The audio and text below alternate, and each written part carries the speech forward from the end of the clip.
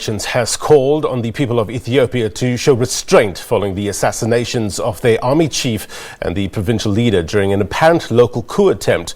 Hours after the president of the northern Amhara region was shot dead, the head of the army was killed by his own bodyguard in Addis Ababa.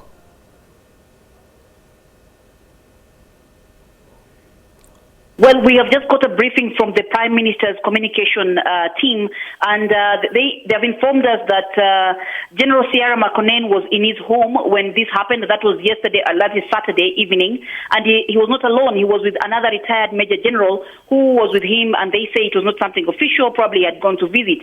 And that's when his own bodyguard, that is the bodyguard of the Chief of Staff, Sierra Makonnen, turned on them and put bullets into them, and that's how they died, because of the many heavy, shots or many wounds. That's what made them pass away.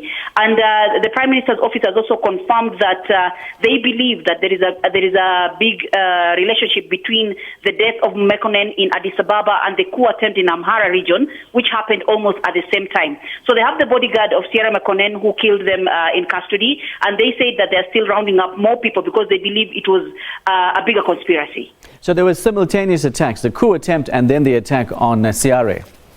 Yes, there were two. Because the one that happened in Amhara was carried out by somebody they know very well, who we understand was official within the Amhara region. Because remember, Ethiopia is a federal state, so it has small federal states. It's a federal government, so it has federal states. So the Amhara region has its own government, its own constitution, and its own head of military. So the head of the military or the defense of Amhara region, who is called Assassinations, is the one who carried out the failed coup attempt.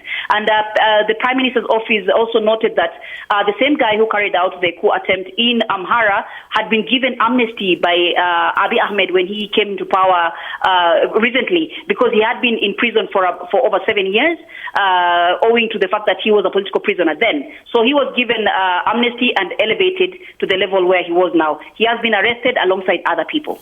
So there have many arrests been made. The coup has been stopped or quashed. Has the rule of law been re-established? I think that's the challenge now. And the fact that now these things are happening within the military, that's also, a red flag being raised. Because remember very well, after Abiy Ahmed came into power, about 250 soldiers marched to his office and demanded to see him, saying that they were complaining about harsh situations within the military. They wanted change. So that was a flag up for him. A red flag for him that something was wrong within the military. Yeah. He arrested some of those military officials, and now we are seeing almost the same thing happening now. The military retaliating, against the government. So the rule of law is still a bit shaky, and probably that's what the Prime Minister has to work on now.